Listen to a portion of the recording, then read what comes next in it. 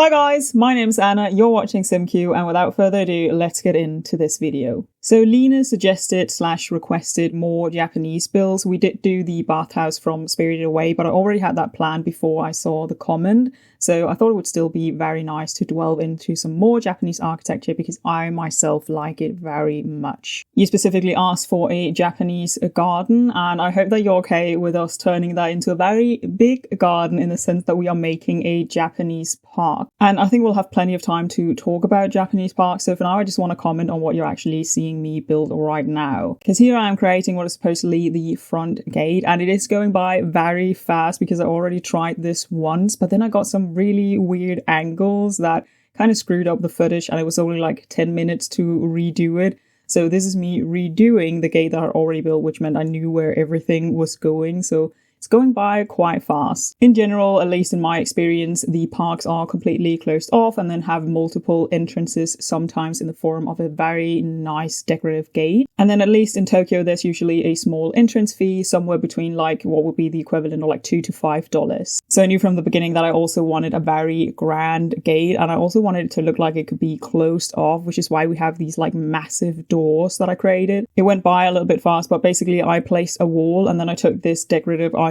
from Snowy Escape and placed it like all over, and then later deleting the wall. I feel like it definitely kind of comes across as a gate, and also placing that little handle. And I did place it kind of up high. I checked with a mannequin to see the height, but placing it any lower just made the gate look really weird. And also, as far as I'm concerned, the idea is that these gates are like for the gods, so it makes sense that they are very big and grand and decorated, and that also even the handle would be up higher. So here I'm finishing up this like wall fence. I did the same thing for the Spirited Away bathhouse, and it's because these kind of walls are quite common.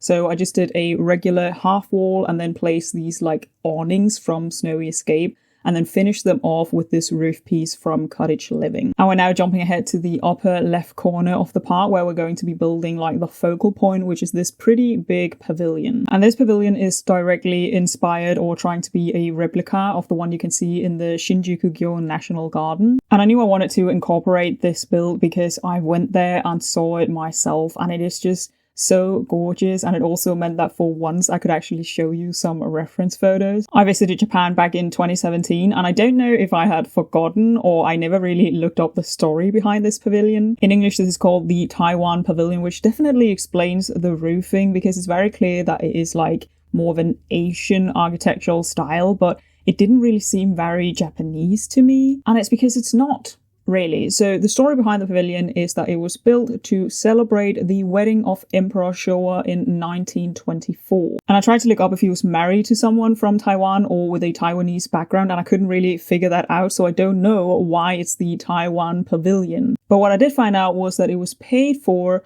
by the Japanese people living in Taiwan at the time of the wedding. I don't know why, that's just a little fun fact. And another fun fact is that Emperor Showa loved this garden so much that he also decided to have his funeral held here. Understandably so, because the garden is just so gorgeous. So as I've already mentioned, because of the Taiwanese influence, the roof is a little bit different. And I did try out using this tomarang piece, or this like for rent piece, but it just didn't really work. I honestly don't really know how they specifically use it. The idea was to just like lower it with the tool mud, but either way just looked kind of weird. So eventually I instead decided to go in with the roof piece from Cottage Living. I don't know why I need it like so frequently for my builds, but with the tool mod and a lot of trial and error, I figured out how much each piece should be rotated. That is so difficult to say, in order to create like a seamless line that looks like the one on the actual roof. And I found that this just worked a lot better, and you will get to see me struggle with it a little bit, but I won't show you all of it because it's just me doing the same thing over and over. And that is in general a thing for this video. Creating a park, I realized that it's a lot of just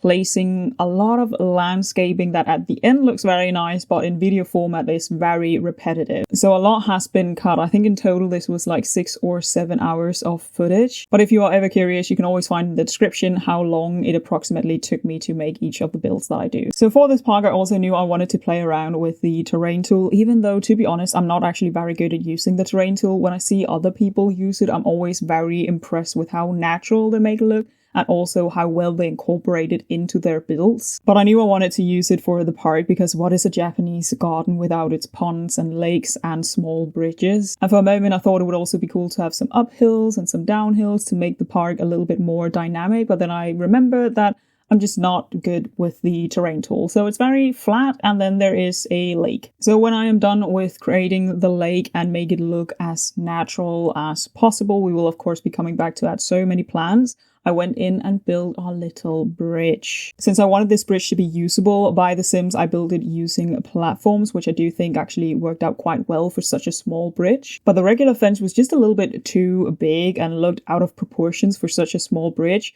So most of the small bridges that you see have this very low fence that doesn't really serve any purpose whatsoever. I assume it's more of an aesthetic. It's definitely not there for safety reasons or whatsoever, and I think it's a general thing within the Japanese society that you just expect people to not be idiots and jump in a lake just because there's no fence. But moving on, we're adding the entrance for the pavilion here on the side. I decided to not do too much about it. The flooring is also just the regular floor, because even though if you zoom in on the foundation you can see that it's wooden, but it's great because it's supposed to look like concrete. And so I imagine that the flooring would also be concrete, and the default concrete was just what worked the best. I did try out some different ones, you're just not going to see any footage of it. But yeah, the default one was just what worked the best and had the best nuance for the place. So after fixing the roof pieces, we will be jumping into a Japanese Zen Garden here at the back of the pavilion. And so now might also be a good time to mention that while this is a Japanese park, I definitely decided to go a bit more stereotypical, because I feel like in The Sims 4 it takes just a little bit more for it to be properly sold as a Japanese garden. And I think it's because most of us have this vision of what a Japanese garden or Japanese park should look like, when in reality a Japanese park is very much like any other park. Don't get me wrong, there definitely is a difference, and I do think you would be able to recognize it if you've seen a few. I just don't think it necessarily translates that well to The Sims 4, so that is why we're also doing these more stereotypical pieces. And why I decided to add a Zen Garden. So I also wanted this part to be fully enclosed and therefore use the same idea for the wall fence as I did with the gate. I decided to create a part of this wall with a lower wall and then a trellis part. And I don't really know if that is a thing at all whatsoever. It's just because the lot that we're building on in Mount Komorebi had the most gorgeous view.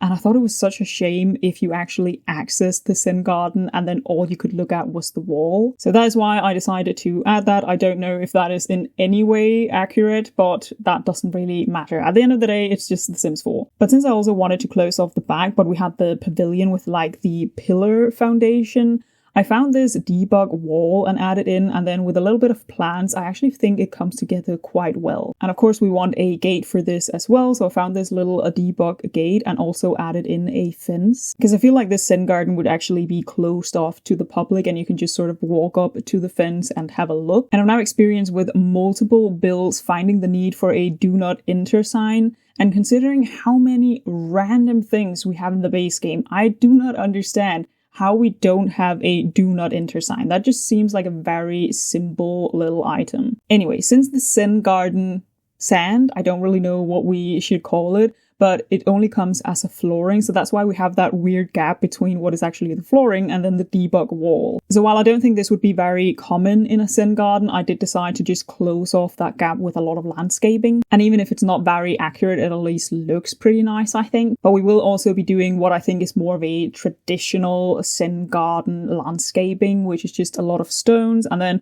my issue was that a lot of it was also moss surrounding the stones, and we don't really have any moss in the game. But I went through the debug and live edit object catalog. That is such a long name. I honestly always just call it debug items, even if it is from the live edit object. And I was very happy to find this larger stone set that I could scale down and then place one of the trees at. Not the one we're currently working on, the other one. But it's just nice because otherwise I really only had these base game stones, and it very quickly becomes very repetitive and doesn't really create a whole lot of variation. So I was happy to find at least one that kind of worked for the space. So in the flower section with the base game, we have this lower laying bush grass thingy, whatever I'm placing here.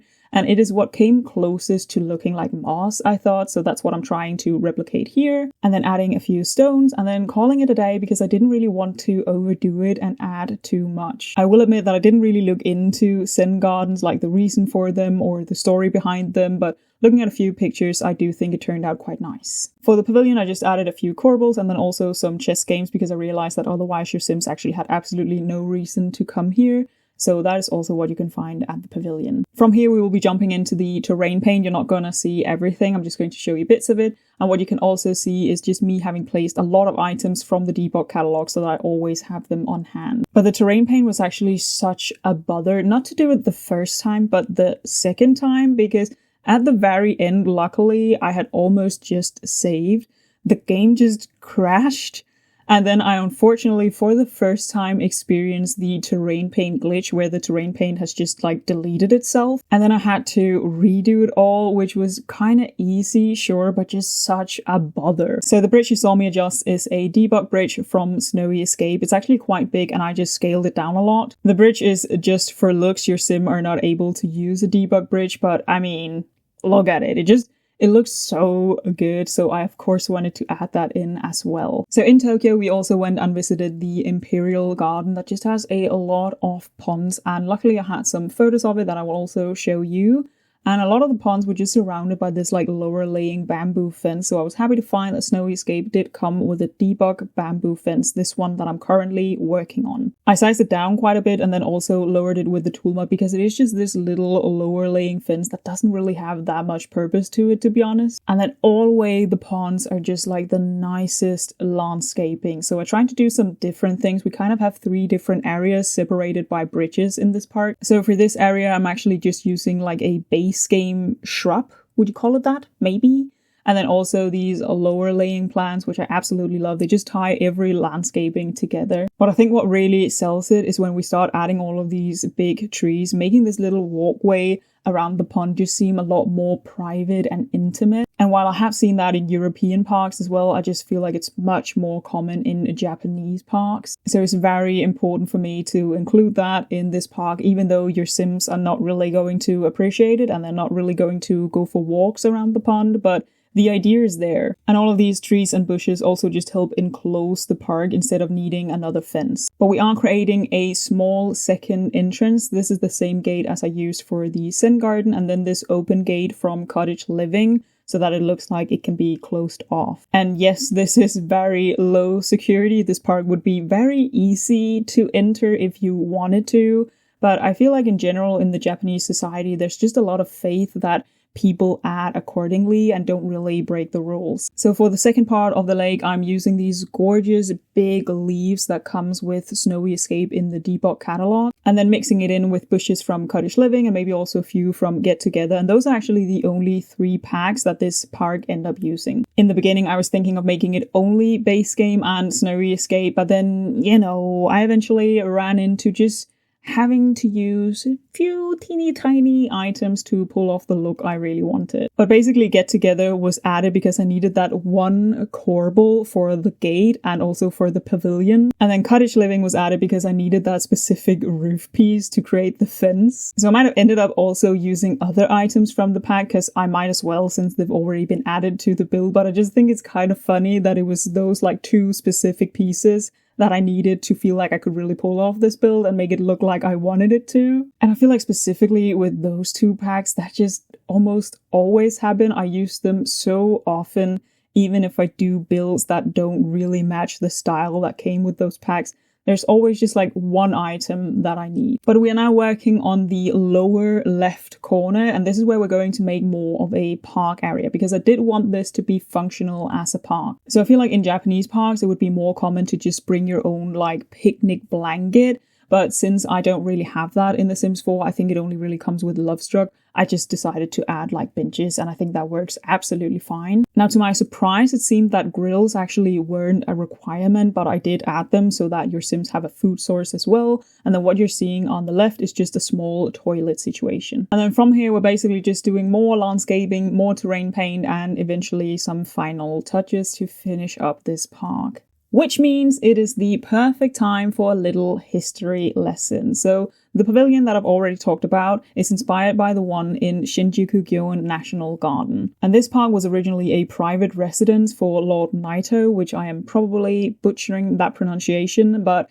it was during the Edo period, and the Edo period was apparently from like 1600 to late 1800. But in 1906, it was turned into an Imperial Garden, so used by the royal family. Which is why it makes great sense that Emperor Showa had the pavilion built here and also had his funeral. Then, unfortunately, during World War II, most of the park was destroyed. It was then later rebuilt, as they did with so many of their temples. And after it had been rebuilt, it was turned into the public garden that we know today. I believe that the Shinjuku Gyoen National Garden is the biggest park in Tokyo, and it consists of a lot of different parts. It also has a European part, maybe specifically a French part that just has a lot of roses. It also has a big greenhouse that houses a lot of tropical plants, and it is also known as the park with the most cherry trees, which I did not add. But other than this national garden, Tokyo is also the home for Yoyogi Park, which is also very big, very nice, and Ueno Park that also houses a zoo. And if you ever have the chance to go to Tokyo, I highly recommend that you go and see these parks, because first and foremost, they are so gorgeous, but it is also just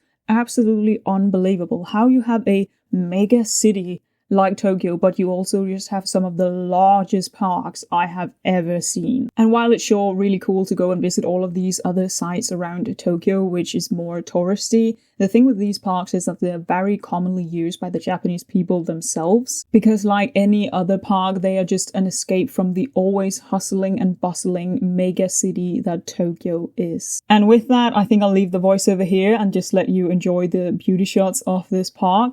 I wish you a lovely day. I hope to see you next time, and bye!